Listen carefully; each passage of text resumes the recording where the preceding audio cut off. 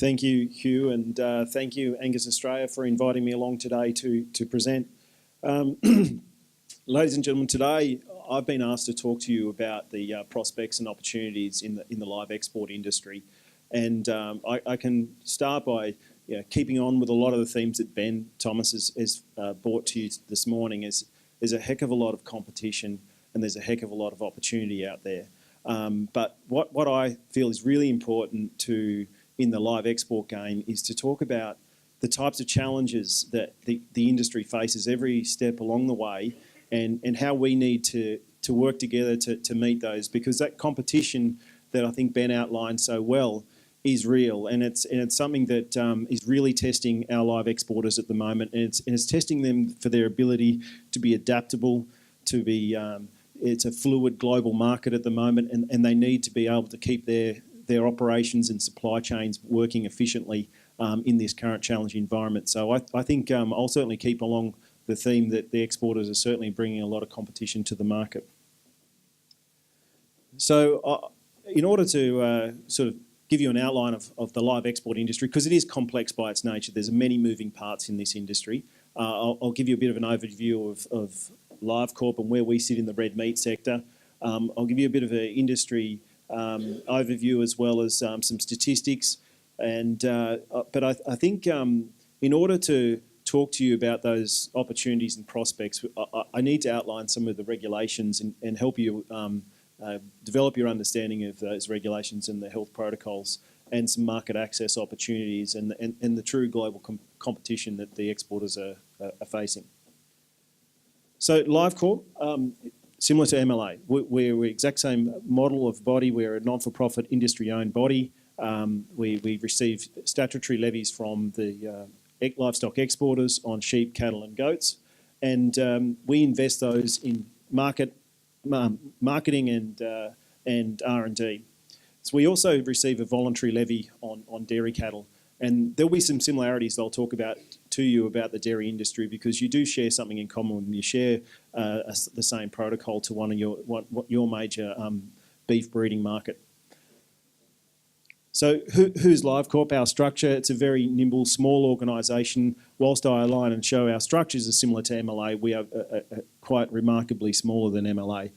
We have a 5-member board, of course. I'm the CEO, and then we run a series of programs on.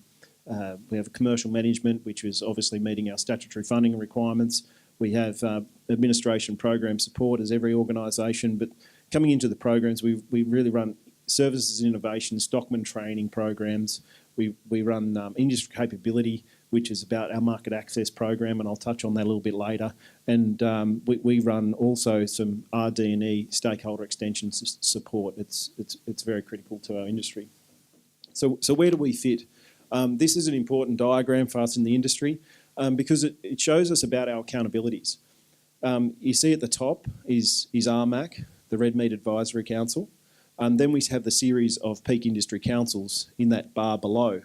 And you can see across there the Cattle Council, Sheep Meat Council, GEICA, AMIC and Alpha. Now for us, ALEC are our peak council, and we're all very familiar with the hard work that Alison Penfold and ALEC and the team there put into developing industry awareness and strategic policy setting. But like MLA, we sit underneath ALEC, and we're the service company and provider. And I think we need to understand those structures, because that helps you understand accountabilities. We answer to ALEC. ALEC have a memorandum of understanding with RMAC. But like MLA and AMPC is we have strict reporting requirements to the Australian government. So that does it's a very important function that we are accountable to the government. So this is about our accountabilities, and I thought it's pertinent to point that out early. So how do we make sure we're putting our money to work as hard as we possibly can? And that's how we do it. Is we do it through the livestock export program. So your transaction levies that have been received by MLA, we're receiving export levy from the exporters, and we combine those into the export program, and we invest out those funds into areas which mutually benefit both the producer and the exporter, into the areas whether it be southern cattle or northern cattle or Western Australian sheep, we invest in market programs and activities to support them. And that's across market access, supply chain efficiency, and animal health and welfare and communications, and of course, research and development. What that actually looks like in this current year, we'll be investing $8.1 million. We'll be investing that across market access, as I mentioned before, supply chain, animal welfare and communications. And you'll see animal welfare takes the lion's share of that, as you'd naturally expect it to in the live export industry.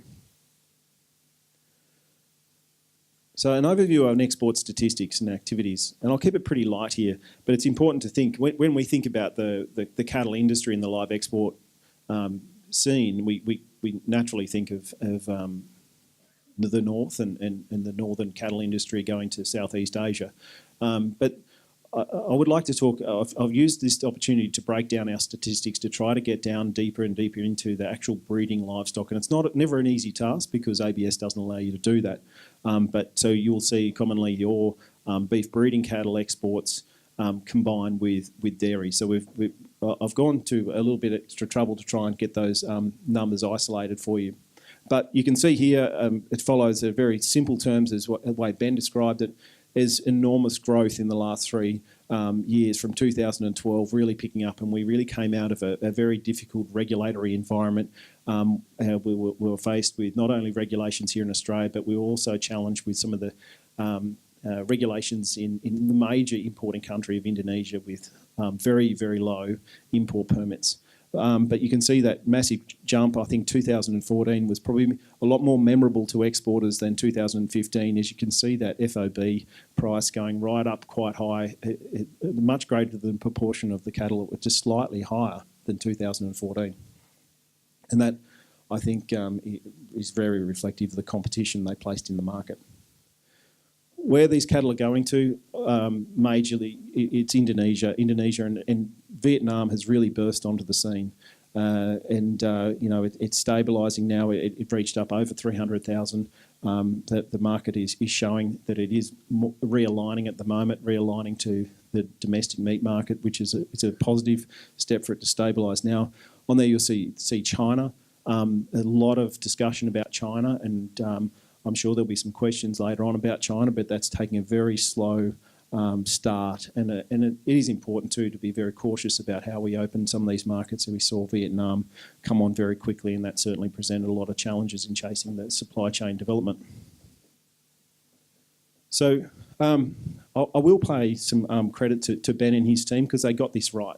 They did put this out at the start of the year in February. They said that, or late January, they said in some market reports that it's likely around April, May, the trend will be, following previous trends, the northern price can dip by 20 to 30%, and it certainly did that.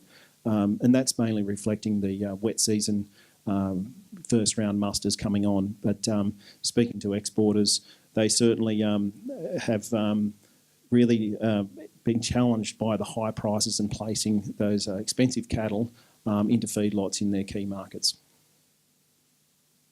So just looking at the breeding scene, so this is some statistics where we break down the feeder and slaughter by market and into breeder and dairy cattle. And you can see there China beef breeders is the real opportunity, and that's where I think it's really important to highlight that they're a market that's a serious potential for the beef breeders, and particularly Angus. We've seen Indonesia jump up in its interest in breeding, as well as you can see down there Vietnam, but they're primarily the northern cattle. But looking at Russia, the key markets for this sector of our industry, certainly Russia, Turkey, China.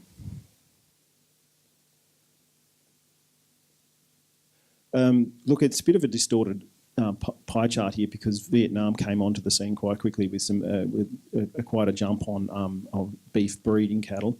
That's reflecting of a lot of these markets, when they're experiencing incredibly high price cattle on feed, they're certainly discussing with us more and more, coming in and proposing various breeding protocols to us, because it's at that point of parity where they will go and breed and look for breeding opportunities. But we know feeder cattle is what they do best, and well, look, but we certainly will supply and support them in their breeding efforts.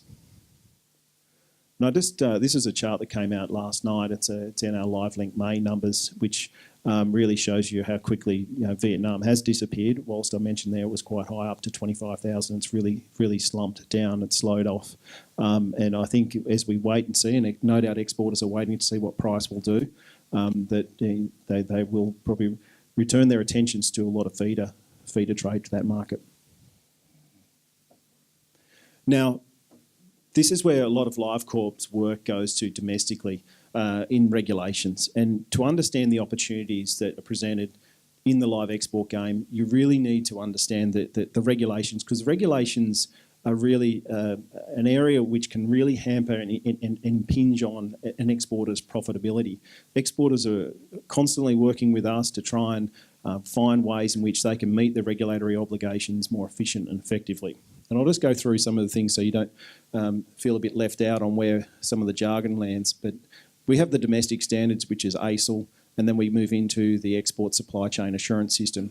Now, for the audience here today, obviously you're talking a lot more about breeding livestock. Now, with that area of the trade, you're really talking about ASIL. That's that first blue arrow, and that's the regulations that govern the industry over preparation all the way through to arrival in market. Now, there are quite a portion of Angus cattle that are in markets that are feeder cattle, so in Russia and hopefully soon to be China. So they fall under this SCAS assurance system. So SCAS is designed in a very similar way ASIL was designed. It was designed very quickly. It was designed in 6 weeks. It was a difficult time, and it's a step-based process from discharge, land transport, feed lot, lairage, all the way to the point of slaughter, and of course animal handling across the whole lot.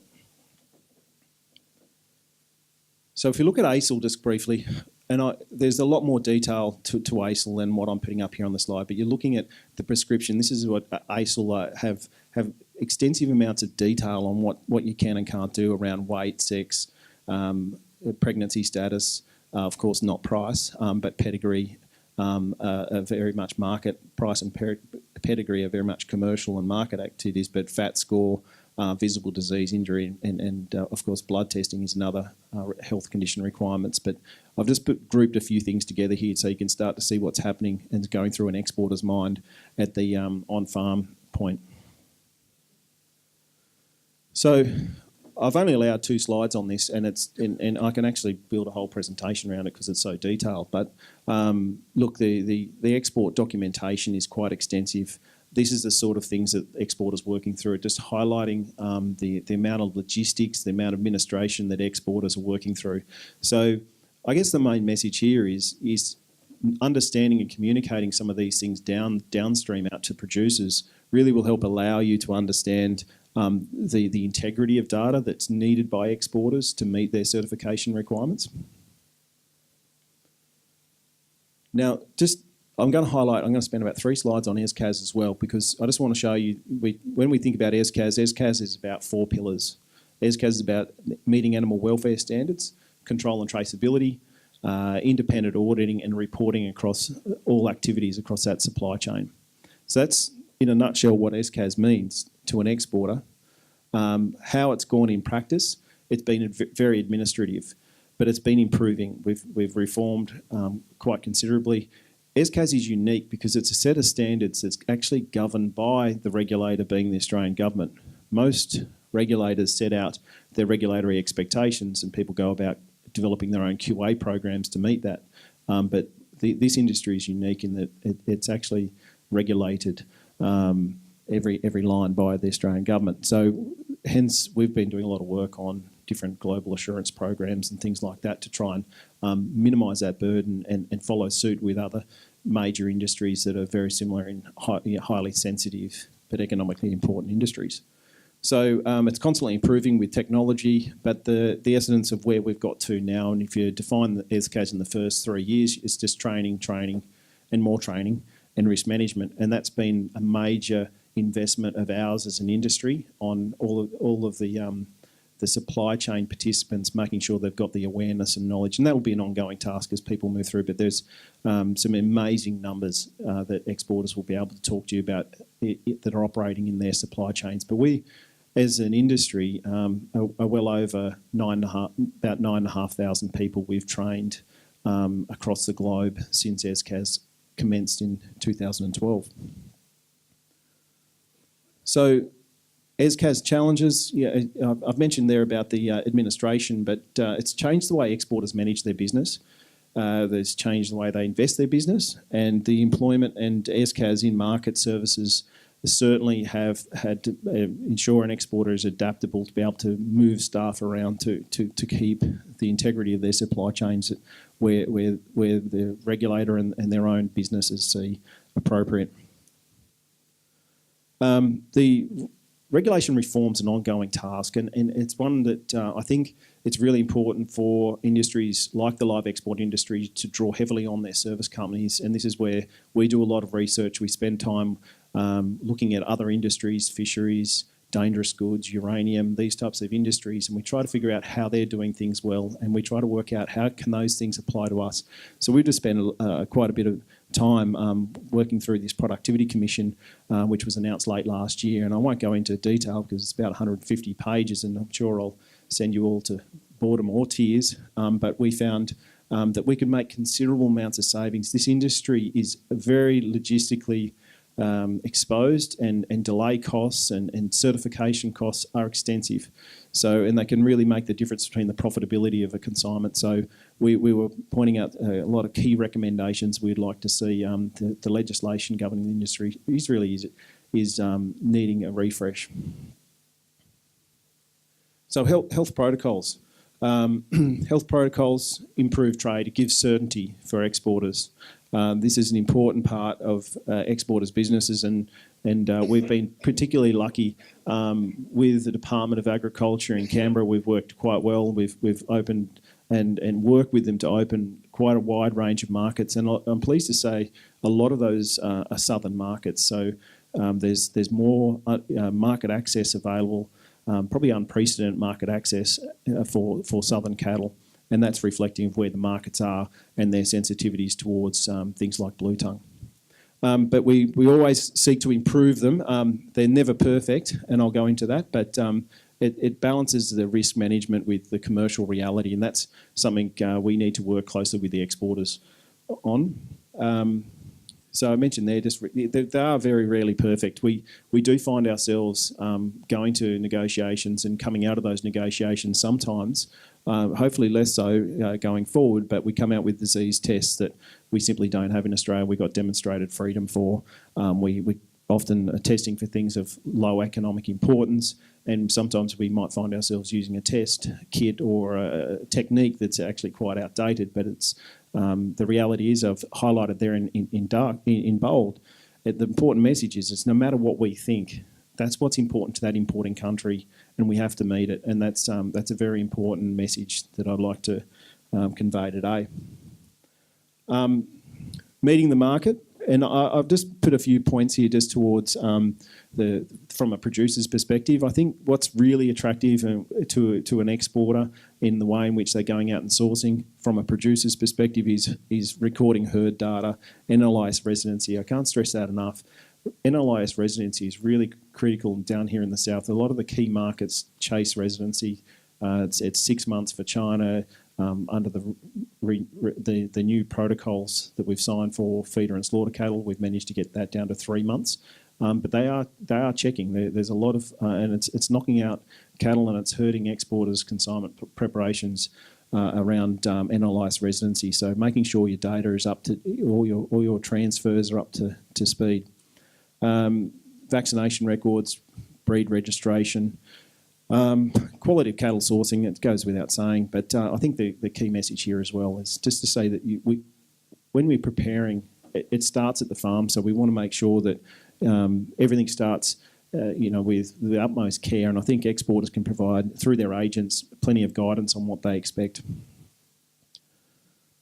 Blue tongue, I think it's probably the elephant in the room. A lot of people hear more and more about blue tongue, and it's a challenge for us. But look, it's just to give you detail of what it is. It's a significant OIE listed disease. It's a significant OIE listed disease because in some countries, they're faced with clinical disease of blue tongue, and that's mostly, you'll see in Europe with BTV8.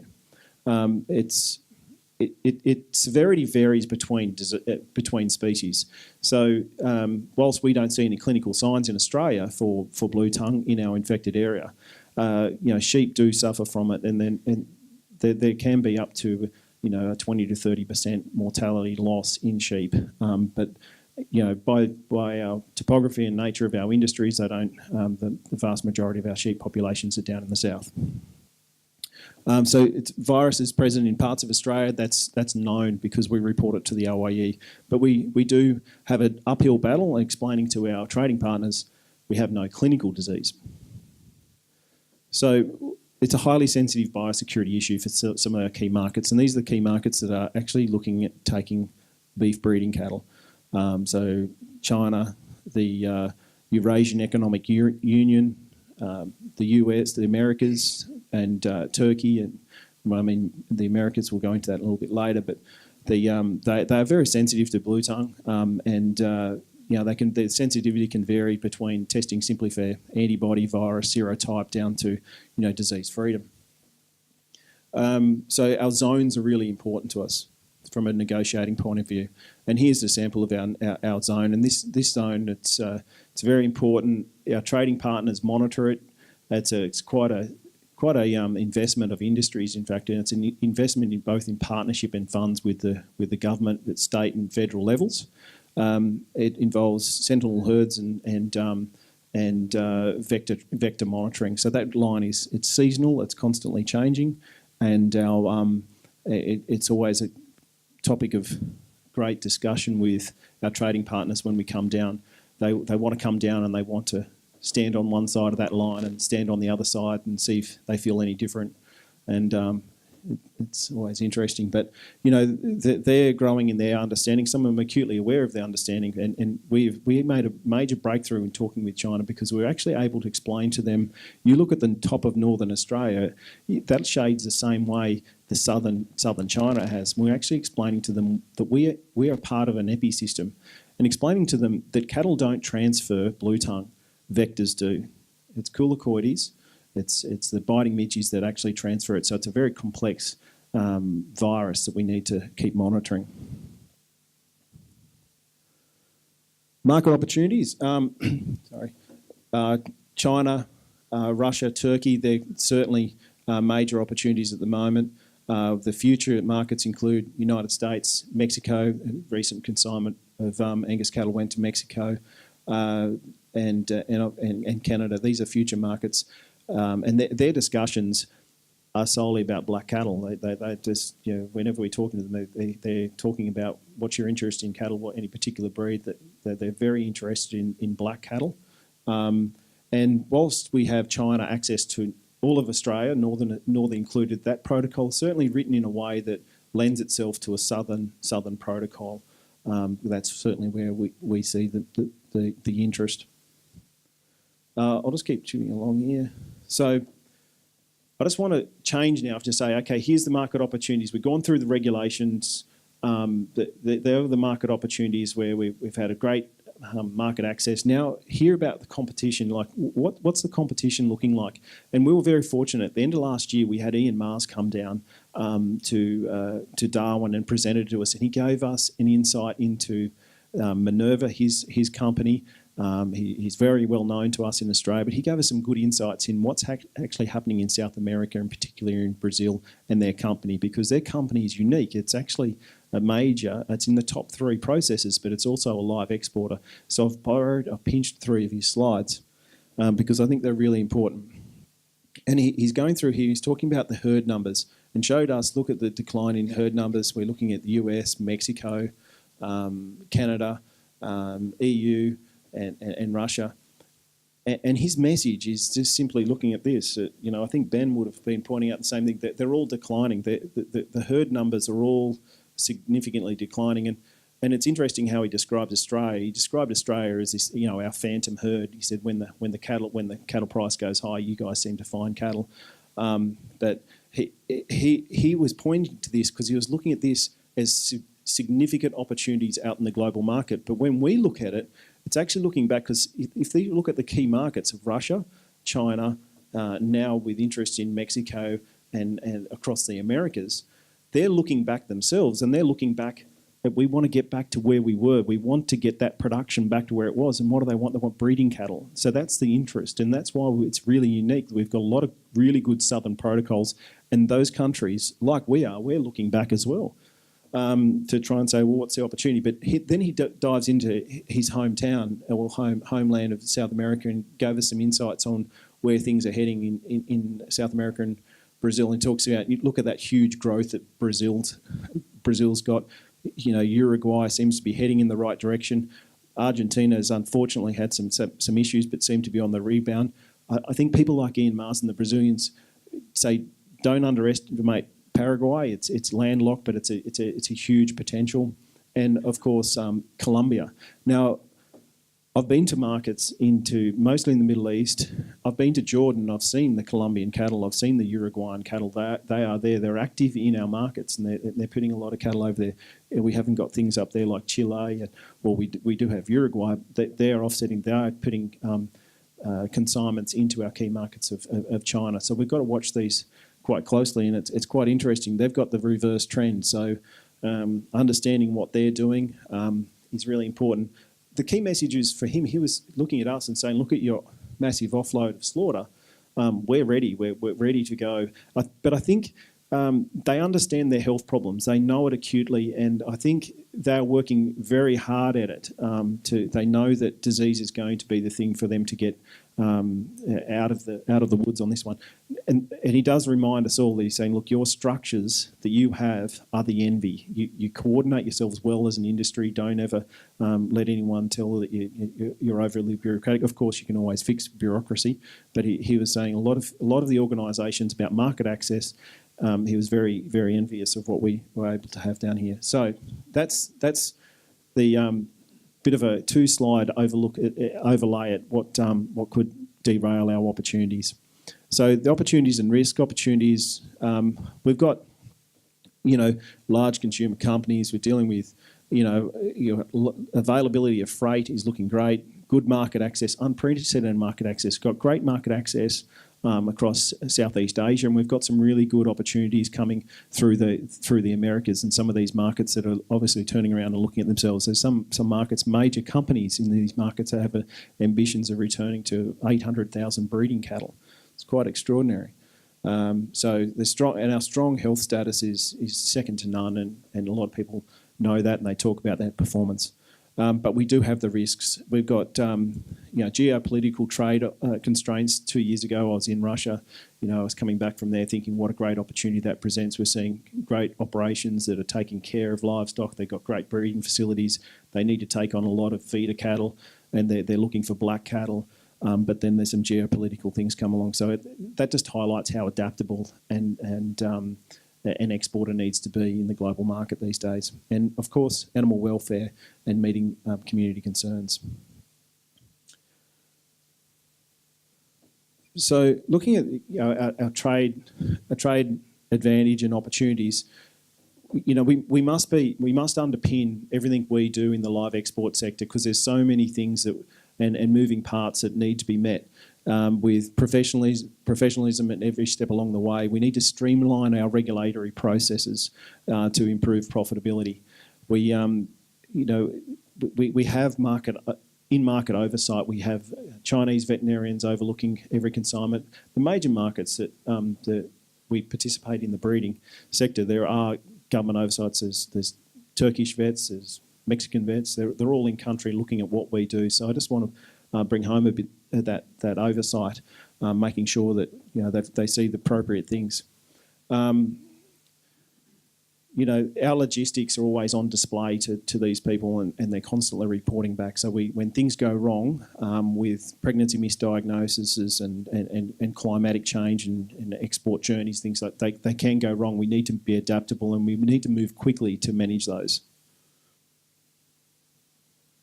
So in summary, exporters are in the sales business, and they need to deliver quality product on time. They're managing this enormous amount of logistics. and they're constantly negotiating commercial arrangements. It's a very globally competitive market, and Ben outlined some of the competition and the high prices. That's certainly causing some strain for exporters, renegotiating terms, conditions and contracts. My suggestion and take-home message is about alliance. It's about making sure that through your own networks of agents that you are aligned with exporters and you have regular information flows coming to and fro, because it's a lot of detail in how this industry operates. And I think I'll leave it by saying, look, the exporters are accountable all along the way. So the detail that exporters are requiring, the specifics of paperwork are really important. So, the exporters, accountable to regulations. Exporters are particularly accountable to health protocols. They're accountable to their customer. They're delivering the right product. They're accountable to the industry, producers, and importing government. So there's a lot of accountability that exporters need to be operating in, and that's a very important thing. We can all play a role in it from the production through. So I'll just say thank you for having me again. I really appreciate the opportunity to come and talk to you a bit about our opportunities in the live export industry. I think there's enormous amount of competition, of course.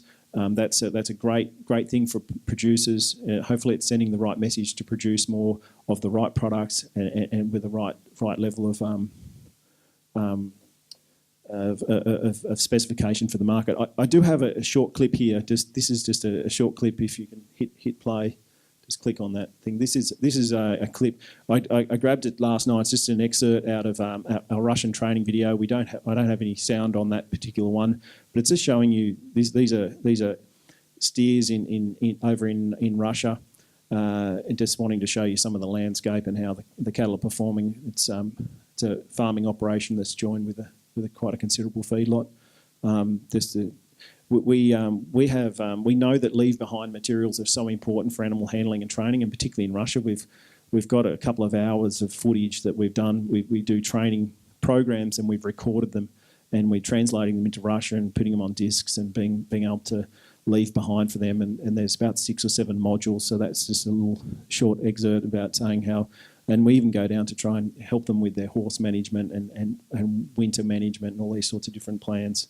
So they've got a great appetite for it. And I think pretty pleased that we certainly we give the Americans quite a good run for their money when it comes to training. They prefer the Australians, the way in which we train, because I think we spend more time, a bit more culturally sensitive given our experience in Southeast Asia.